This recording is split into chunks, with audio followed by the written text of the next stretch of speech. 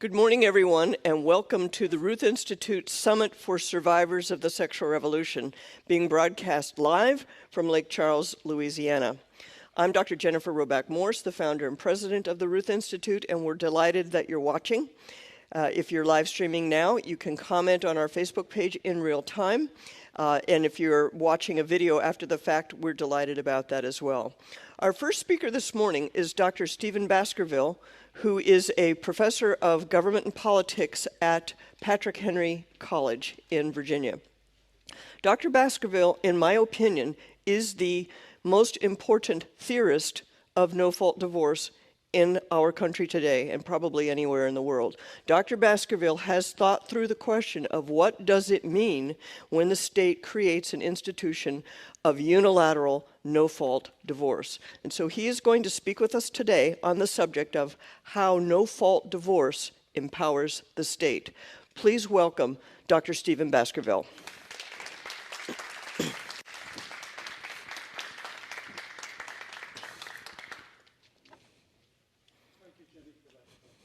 Kind introduction. Can you hear me? Yes, sounds like you can. Thank you. Yes, and thank you for the invitation to speak here today. I'm very honored. Yes, I started this because I found that very few people had ever really analyzed the divorce, no-fault divorce phenomenon from a political perspective, someone with a background in politics. And so this was my endeavor to try and understand the politics behind the cliches. The destructive power of divorce is well known in many ways, of course. The pain and trauma it causes children, the social costs to our society, and the financial cost to all of us. It is by far the most direct threat to the integrity and survival of the family. Less well known is how unilateral and involuntary divorce, no fault, expands government power. In fact, it is the principal engine driving the expansion of the domestic state machinery. This is a strong statement, but it can easily be proven. There are several reasons for this. These three that I will talk about are the most important. First, and most important of all, it constitutes a radical innovation in the legal system and principles of legal justice. It rationalizes and permits unprecedented state intrusion into the private sphere of life and the violation of basic constitutional rights, and I will talk about this one the most. Secondly, though, it is the main incubator of social pathologies that rationalize increased government measures and government power in response.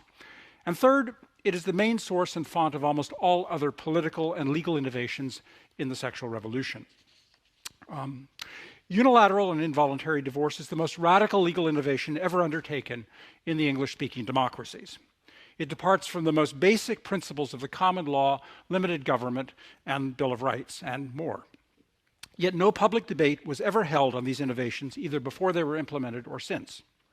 First, it violates the ancient common law principle that a legally unimpeachable citizen has the right to be left in peace by the state. In no other area of the law, so far, can a citizen be accused of no legal infraction, either criminal or civil, be summoned to court and issued with directives controlling his life for which he can then be punished. And further, these directives control the most intimate and private corners of his life, his right to be with his own children and his relationship with them, his right to reside in his own home, his right to his own property, his private conversations, and his external movements. Failure to observe these directives can and does result in incarceration without trial. Divorce proceedings are the only legal proceeding, again, so far, with a predetermined outcome, as Jenny pointed out yesterday. A divorce must be and always is granted. Divorce elevates the will of the plaintiff to the level and force of law itself. If all that is required for the court to act against the defendant is a finding that a marriage has, quote, irrevocably broken down, then the plaintiff's complaint is true by virtue of being stated. The objective fact that the plaintiff is thereby breaking a legal contract is ignored and replaced by the subjective power of the plaintiff to turn a personal preference into a legal fact. And as we shall see, this is very important. So divorce courts are not really courts at all. They are merely administrative agencies that automatically implement a predetermined administrative procedure. Principles of justice, violations of law, rules of evidence, none of these can or do have any impact on the basic outcome. Thus, unlike true courts, the principal concern of divorce courts is not to weigh or administer justice. The very concept of no-fault justice is a contradiction in terms. It is not possible to dispense justice without considerations of fault. If the marriage contract has been breached, then someone has breached it, if only by filing for divorce without any legal grounds. And once the courts stop dispensing justice, they start dispensing injustice. There's really no third option. If children are involved, the courts immediately assume control over them and routinely deprive one or both parents of contact with and authority over them, even if one parent has not committed any legal infraction and is blameless. Thus, one parent can surrender both parents' custody rights over the children. No burden of proof requires the state to justify why. The burden of proof and the financial burden falls upon the parent to justify why his children should be returned. This is all contrary to centuries of common law precedent that parents have an inviolable and even a sacred and inherent natural right, in the words of one decision, to the care and custody of their children and to speak for their welfare, unless they have committed some legal transgression that warrants losing this right. This is all overturned by the best interest of the child, the principle governing child custody and increasingly other matters too. This formula transfers control of children, all children, even those not involved in divorce proceedings, from parents to state functionaries. Like no-fault divorce itself, child custody decisions have nothing to do with justice. Thus, a legally unimpeachable parent can suddenly be arrested for seeing his own children without government authorization. He can then be arrested for failure or inability to obey additional judicial directives that apply to no one but him. The child support system routinely forces legally innocent parents not only to surrender their children, but to pay those who have taken them, directly violating the common law principle that a financial obligation must be based on some positive act by which the citizen incurs it. Otherwise, it is a license to plunder innocent people. The very involvement of the judiciary, with its handmaid, the penal apparatus, indicates how involuntary marriage dissolution blurs the distinction between innocence and guilt. When government stopped enforcing the marriage contract, it started enforcing the divorce decree. The result was not the removal of the state from family life, but an explosion of intrusive government machinery whose sole purpose was intervention in families. No-fault divorce permits the state, in the person of a single judge, and at the sole request of one spouse, to assume jurisdiction over the private lives of citizens who are minding their own business and turn otherwise lawful private acts behavior into punishable acts. Previously, a citizen could only be incarcerated following a conviction by a jury of his peers for violating a statutory law passed with public input by elected legislators that applied equally to all. Suddenly, a citizen could be arrested and jailed without trial for failing to conform his private life to an order issued in a matter of minutes from limited information by an unelected judge that applied to no one but himself, and whose provisions might very well be impossible for him to obey. So in effect, a personalized criminal code is legislated ad hoc around the individual by a judge, subjecting him to arrest for doing what anyone else may lawfully do. The involuntarily divorced spouse becomes a kind of vassal of the judge, who may simply order him to do what he or she pleases. The implications of all this extend well beyond family law. Okay? A very fundamental shift here has taken place in the power of government over private life, without the slightest opposition or even notice, and certainly without any debate. These methods are spreading and becoming available for use against other Americans, poisoning our larger judicial system. So defenders of the family have seriously underestimated the destructive power of divorce for both families and freedom. Before proceeding further, I want to make a brief digression from the legal to the social, because involuntary divorce also breeds social pathologies that rationalize government measures. Since the 1960s, we have been warned about a growing crisis of single-parent homes and fatherless children. Initially, this concerned mostly low-income families in the inner cities, but now it has expanded to the affluent and threatens our larger society. Some 24 million American children, or about 33%, live in households without their fathers. For African American children, the figure is about 67%. No successful human society has ever been based on the mother-child dyad or in any structure other than the married two-parent family. And so much has been written on this in recent years that it hardly needs to be labored. Virtually every social pathology in the industrialized countries, violent crime, drug and alcohol abuse, truancy, scholastic failure, unwed pregnancy, suicide, other pathological disorders, all these correlate more strongly to single-parent homes and to fatherlessness than to any other factor. The overwhelming majority of prisoners, juvenile detention inmates, high school dropouts, pregnant teenagers, adolescent murderers, and rapists all come from fatherless homes. Fatherlessness eclipses both poverty and race as predictors of criminality and other antisocial behavior. Children from affluent but separated families are more likely to get into trouble than poor children from intact families, and white children from separated families are at greater risk than black children in intact families. So the connection between single-parent households and crime erases the relationship between race and crime and between low income and crime. All these pathologies, by the way, make a claim on governments and our finances. To deal with them, governments must expand their scope, power, and expenditure, and of course, our taxation.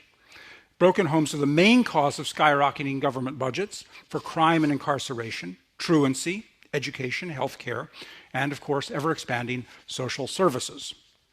All this is widely known, and it's unrefuted, by the way. What is not widely known is the reason. Okay, these broken homes are not created through paternal abandonment or divorce by mutual consent. Some 80% of divorces are unilateral and without established legal grounds, and that figure is higher almost certainly when children are involved. Okay, these problems are created by unilateral and involuntary divorce, no-fault divorce, which allows one parent to deprive children of both parents. It invites collusion between the divorcing spouse and the government. Divorce today is less likely to be a reasoned mutual decision than a power grab by one spouse, assisted by lawyers, judges, and others who profit from the system. So by extending the reach of the state over children and the forcibly divorced parent, unilateral divorce has turned children into weapons of both parental and governmental power. With fatherlessness stubbornly but falsely attributed to paternal abandonment, the only government response becomes ever more draconian measures against allegedly dissolute fathers. Because fathers were never the main cause of the problem in the first place, these measures do not ameliorate the problem. In fact, they make it much worse. If instead we see single parenthood as the intentional and avowed choice of the sexual revolution, then the explosion of crime, addiction, and other problems, and with it the massive increase in the size and power of the state, and the penal system in particular, takes on increased significance. And it is far from fanciful to suggest that sexual liberation lies behind the larger trends in violent crime and incarceration, as well as other major social ills. So I want to return now to the legal a little more. Few people stop to consider the implications of laws that shifted the breakup of private households from a voluntary to an involuntary process. Okay, involuntary divorce by its nature requires constant supervision over private life by state officials. Most Americans are shocked when they find out what goes on today under the name of divorce. Divorce now licenses the power to evict innocent citizens from their homes, to seize their children, confiscate their property, and jail them without trial. Comprised of family courts and federally funded social service bureaucracies that wield police powers, the divorce machinery has become the most repressive sector of government power ever created in the United States. Though the divorce courts reside at the bottom of the judicial hierarchy, they have some of the most sweeping powers. And moreover, their own rulings consistently give themselves yet more power. The courts, having successfully asserted the power to take children from legally innocent parents, other violations of basic constitutional rights and civil liberties flow just naturally and almost inexorably, as much as one lie necessitates another. In fact, one can run point by point down the Bill of Rights and other articles, and there's hardly one that is not routinely violated by the divorce courts. And that's precisely what I'm going to do. The First Amendment, for example, family courts routinely control what parents may say and do with their children, including what religious worship they may or must attend, and what subjects they may discuss in private. Courts routinely issue gag orders criminalizing parents for what they say in public and against newspapers prohibiting publication. In many jurisdictions, it is a crime to criticize family court judges and otherwise discuss family law cases publicly. Judges have prohibited the distribution of books and other literature, impounded documents, and shut down internet sites. Parents who join public protests have been taken into custody for psychological evaluation. And yet family courts also publish their own documents, political documents, attacking parents and other citizens who are given no right to reply in their own defense. The Fourth Amendment protects the right of the people to be secure in their persons, houses, papers, and effects against unreasonable searches and seizures. Yet without warrants, parents are routinely ordered to surrender not only their children, but diaries, notebooks, correspondence, financial records, and other personal documents. And they can be fined, they can be ordered to pay attorney's fees, and summarily incarcerated if they refuse. Parents are regularly interrogated by state officials behind closed doors about intimate family matters.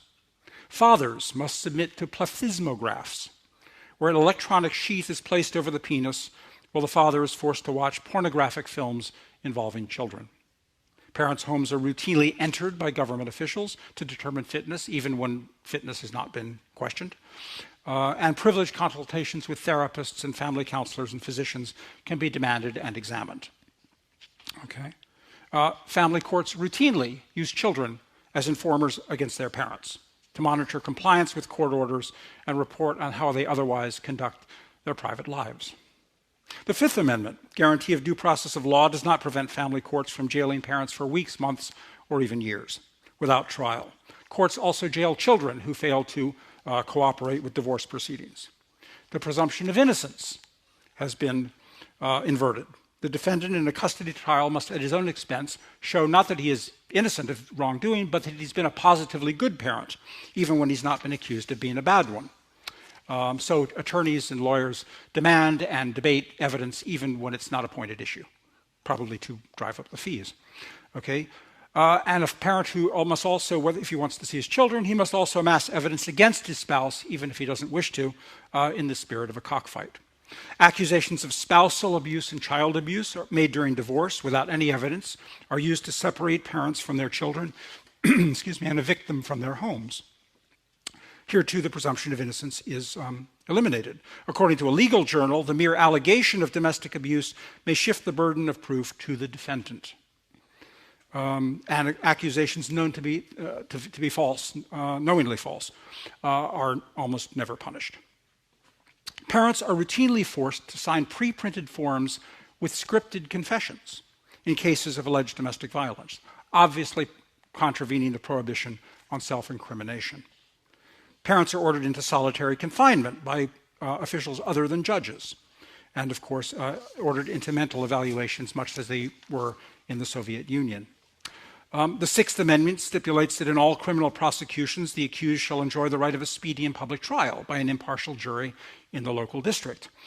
Yet a custody trial, and to have a lawyer, yet a custody trial will be held behind, pardon me, behind closed doors, and family courts do not record their proceedings. Ostensibly, this is to protect family privacy, but in fact, it has precisely the opposite effect. It provides a cloak with which family privacy, to disguise the fact that family privacy is being invaded with impunity. And then the information coerced by family courts from the parents is then made available to anyone, including the media, where it can be used to defame or blackmail litigants who criticize the courts. Courts have been caught altering official transcripts and recordings and otherwise falsifying and fabricating evidence. This has been documented. Delays of months and years pardon me, are common as the parent with temporary custody delays and tries to establish a status quo. Since the advent of no-fault divorce, parents can no longer demand a jury trial, with the result, in the words of one attorney, that the courts can now find the facts in a particular case to be whatever they wish them to be. In child support cases, parents can be jailed for extended periods of time without an attorney. And according to the National Conference of State Legislatures, the burden of proof may be shifted to the defendant here too. NCSL approves these measures and urges its members to use them, so its analysis is probably accurate. And they point out that the lines between civil and criminal contempt can be blurred, quote, particularly if the court does not explicitly clarify the charge facing the allegedly delinquent parent, okay? So just like Kafka's character Joseph K. in the novel The Trial, the parent may not even know the charge against which he must defend himself.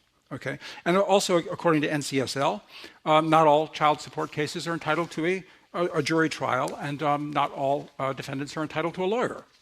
Okay, so in short, a parent who has lost his children through literally no fault of his own must prove his innocence against an accusation that may not even be clearly defined, without an attorney and without a jury of his peers.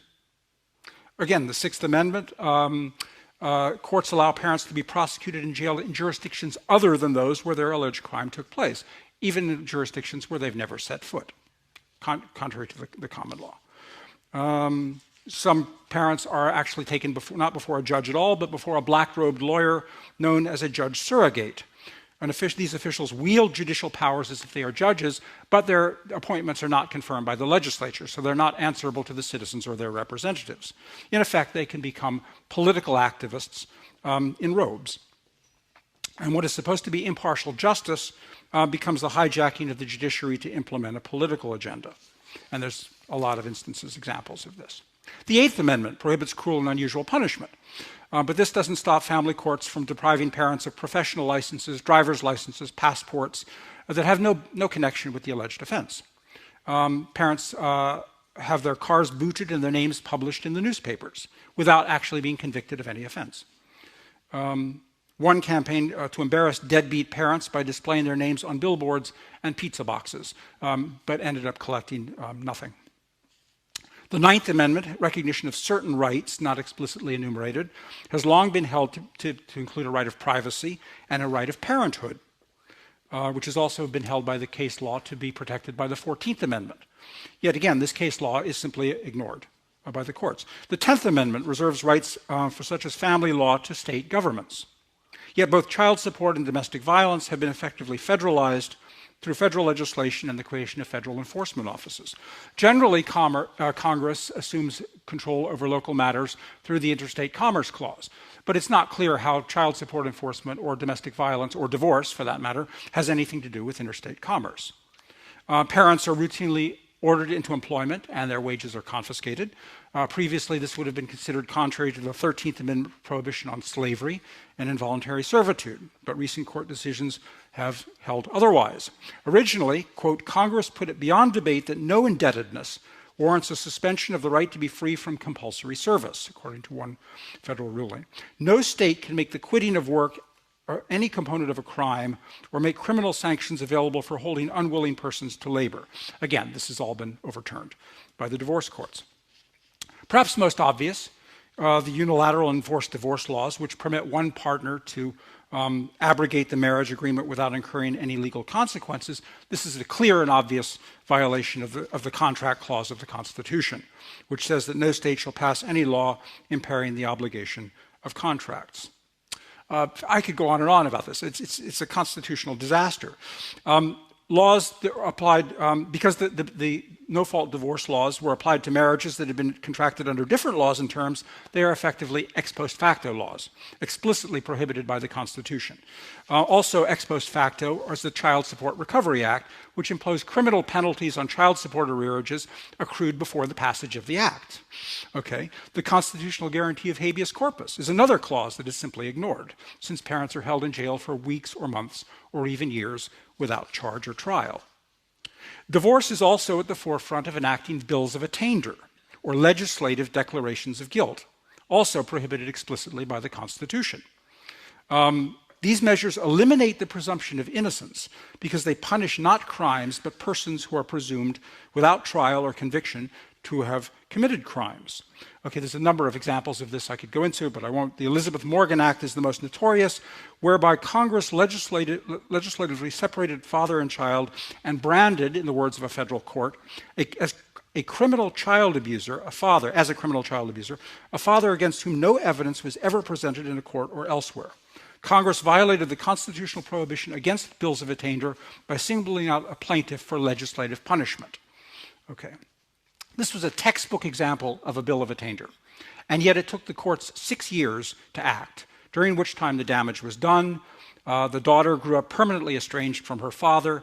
The very fact that a bill of attainder is used at all indicates the truly extreme politicization of the criminal justice system. Bills of attainder are rare, draconian measures used for one purpose: to punish and convict political enemies who cannot be convicted through legal evidence. Okay. The child support system also overturns centuries of common law principle that a parent cannot be forced to pay for the stealing of his own children. And again, I could quote you the case law here. A father has a right at common law to maintain his children in his own home, says one ruling, and he cannot be compelled against his will to do so elsewhere unless he has refused or failed to provide for them where he lives. Family courts in the US and other democracies routinely ignore international human rights conventions to which their governments are signatories. The Universal Declaration of Human Rights, for example, or the International Covenant on Civil and Political Rights, which the US has agreed, guarantees the rights of parents to raise their children as they see fit, and it guarantees the integrity of the family. So again, you could see, I could go on about this forever. It's unbelievable. It's as if the Constitution simply didn't exist. There's two innovations, though, in the divorce industry that merit special attention for what they've contributed to government power and to eroding Americans' constitutional rights. These are the domestic violence industry and the child support enforcement apparatus. Both are dishonest and both are highly corrupt. Legal scholar David Heleniak describes domestic violence as, quote, an area of law mired in intellectual dishonesty and injustice. It is a backwater of tautological pseudo-theory and failed intervention programs, write two other scholars. No other area of established social welfare, criminal justice, public health, or behavioral intervention has such weak evidence in support of mandated practice. Okay. Unlike physical assault and other real crimes, domestic violence has no definition. Okay, it can be anything, including undermining, this is a quote, undermining an individual's sense of self-worth and or self-esteem, according to the federal government. Domestic violence can be physical, sexual, emotional, economic, or psychological actions or threats of actions that influence another person, according to the Department of Justice. Among the crimes in DOJ's definition of violence are constant criticism, diminishing one's abilities, and name-calling. In other words, it can mean anything, anything that government officials want to punish. Okay, domestic violence is often defined not as physical assault, but as subjective fear. So that again, as with divorce itself, guilt is determined not by any objective act of the accused, but by the subjective state of mind of the accuser. But the essential thing to remember about domestic violence hysteria is that it is almost entirely connected with divorce and child custody. Law journals have repeatedly documented how false accusations are treated as true and used to separate parents from their children without any corroborating evidence. But it's very clear, actually, even if you just look at the literature on domestic violence itself, okay, which is obsessed with child custody. After all, if physical violence was the problem, one would expect that the principal concern would be that men are beating their wives and not being prosecuted, with custody as a secondary matter. If duly convicted criminals are incarcerated, after all, custody shouldn't be an issue. Instead, the literature on domestic violence is dominated by the complaints not that allegedly violent assailants are avoiding prison and walking the streets, but that they're allowed to see their children after involuntary divorce. Okay? So pointed is this complaint that custody rather than safety is the principal grievance concerning parents who are being portrayed as violent criminals. Okay? All this confirms that most of these batterers have not battered anyone, and that the entire affair is a ploy to win advantage in divorce court. And by the way, this idea of accusations, false accusations, this is spreading out into other areas of our society, as we've seen in recent months with the Kavanaugh hearings and many other areas where public officials have been accused of these things. So it's not far-fetched at all to suggest that the Me Too ploy, the Me Too tactics and method, modus operandi, was pioneered in the divorce courts. I think it's very easy to make that case. Restraining orders are another radical legal innovation. They don't punish criminals for illegal acts they are proven to have committed. Instead, they punish law-abiding citizens for otherwise legal acts. Judges can simply legislate new crimes with the stroke of a pen. And there's a number of legal cases I could cite on this by Jeannie Suk and other legal scholars. Okay, it's only a crime, though, for the recipient of the order, who can then be arrested for doing what no statute prohibits and what the rest of us can do without penalty. Okay? So a parent under a restraining order becomes, quote, the only man in the world who is specifically prevented by law from seeing his children. This is a line from a law journal. Because violent assault and other crimes are already illegal, the protective order doesn't actually protect anybody. The only people restrained from anything are peaceful, law-abiding citizens who are prohibited from seeing their children. So thus, restraining orders codify the presumption of guilt that are begun with the divorce decree and with the custody order. So you can see the logic that's going on here. First of all, the unilateral divorce allows you to get rid of your spouse. And then the custody decree allows you to keep the spouse away from the children. But what if the spouse sees the children in the shopping mall or at the baseball game or something? You've got to prohibit that too somehow.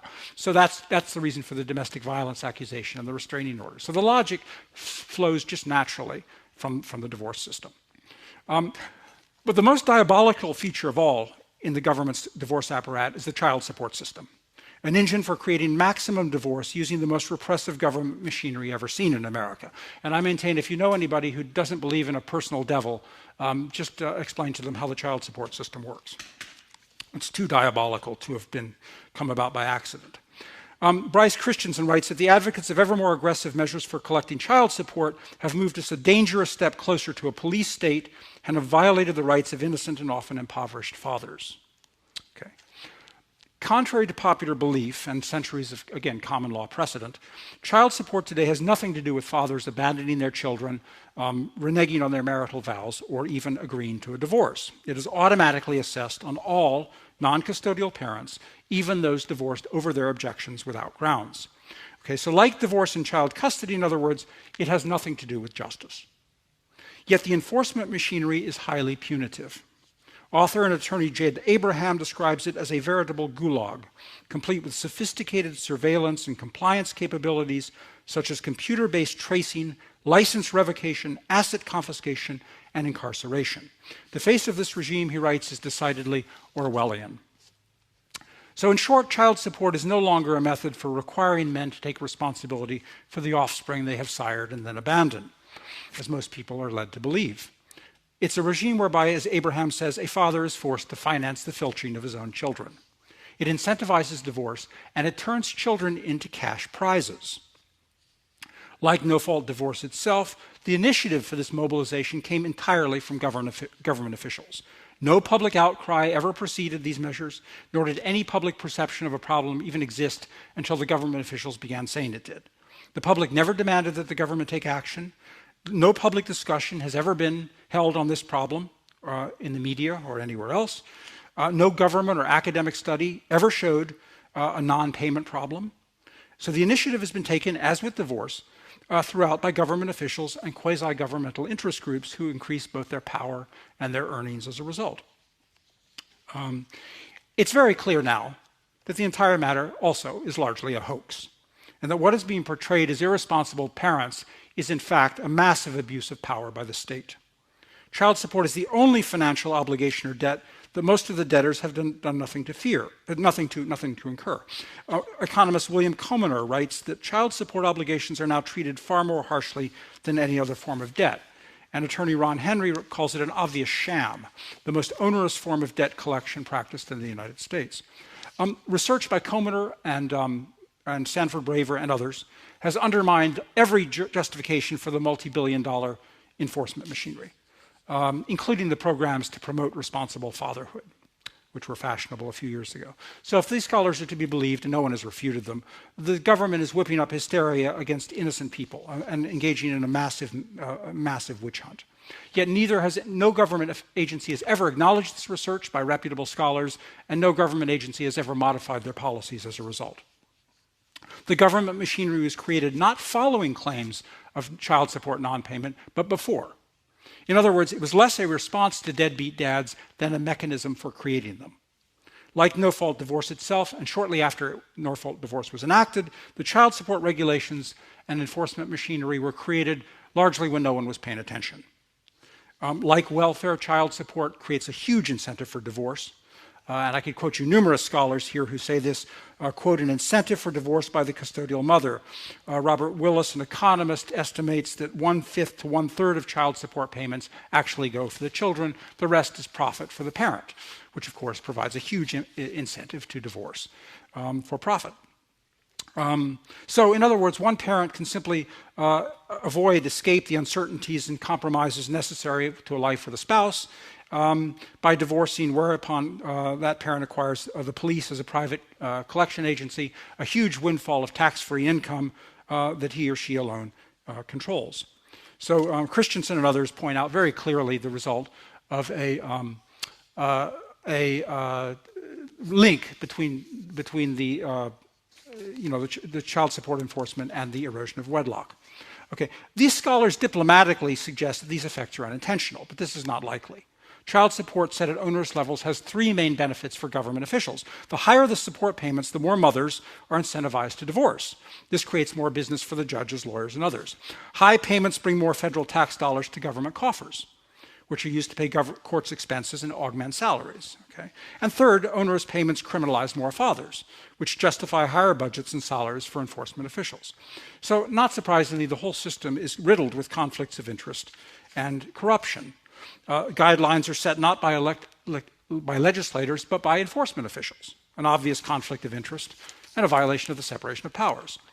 Judges who benefit from high child support payments can order parents to pay almost any amount by simply adding on things which were supposed to be considered already in the initial calculation. So by shifting blame, in short, by shifting blame from the parent who violates a legal contract to the deserted parent's concocted financial obligation, a parent whose spouse walks out without any legal grounds is liable to arrest if he can't afford horseback riding lessons. Okay. So in closing, I want to point out that simply by ignoring the elementary principles of justice, the child support regime, and with it really the entire divorce regime itself, comes to resemble a kind of absurdistan. This is the name that the dissidents of Eastern Europe gave to the communist dictatorships, not so much for their brutality as for their buffoonery. And I'll give you a few examples in parting. Child support can be collected not only from parents, but from almost anyone. Men who are not fathers, second wives, grandparents, even children can find their bank accounts emptied by enforcement officials. West Virginia cleaned out the bank account of an 85-year-old grandmother and even charged her $75 processing fee. Men are forced to pay child support for children who are not theirs and even for children who never existed. Multiple adults, such as step-parents, pay child support for the same children, making it possible to multiple marriages to obtain multiple child support proceeds from multiple men without the inconvenience of multiple children. Runaway children can sue their own parents for child support. Grown men in their 50s can sue their parents for child support. We've got 40 and 45-year-old kids running around who are owed child support, says the Virginia director. Children who are supposed to receive child support end up having to pay it. And I've got cases of this. Even children who are raped by adults must pay child support to the criminals who raped them. And this includes children who were drugged before the sexual act. Of course, this violates the ancient principle of the common law that criminals should not profit for their crimes. So child support corrupts not only the public, our government, but it also corrupts our private morals. One girl tells a Toronto newspaper of her savvy career plans. I'm going to marry a really rich guy, she says, then divorce him. But first, I'm going to have his kids, so I get child support. Okay, so children become even cash crops. Speaking of communist dictatorships, the survivors of both communist and Nazi regimes readily perceive the similarity with American family courts. Bogomila and Jerzy Koss compared New York's family courts to the bureaucratic tyrannies they knew in Poland. Quote, as children we lived through Nazi horror, then through communist occupation, they write. And now in the United States, the land of the free, we are persecuted by judicial tyranny. But, and this is an important difference, while the Nazis and Stalinist regimes used children as one weapon among many, today in the Western democracies, children and families have become the central targets, and parents, rather than dissidents, are arrested. After experiencing American family law, Romanian dissident Mihai Musit gained a new perspective on the totalitarian justice in Nicolae Ceausescu's communist Romania, by whose the regime he'd been arrested by. He writes, I was sentenced to 2 months in prison, he recalled, but at least I got to appear in court and talk to a judge. That's more than I got in family court. So thank you very much. Thank you so much, Steve. All right. Our next speaker, before I bring up our next speaker, I just want to show everybody that Dr. Baskerville has 2 books back here. His recent one is The New Politics of Sex, And his book, Taken into Custody, is his first and important work on the subject of that he discussed here. So be sure to get those at the break and take a look at it. I know he's already autographed a few of these books. And also my book, The Sexual State, was in part based on some of the things that Steve talked about. So.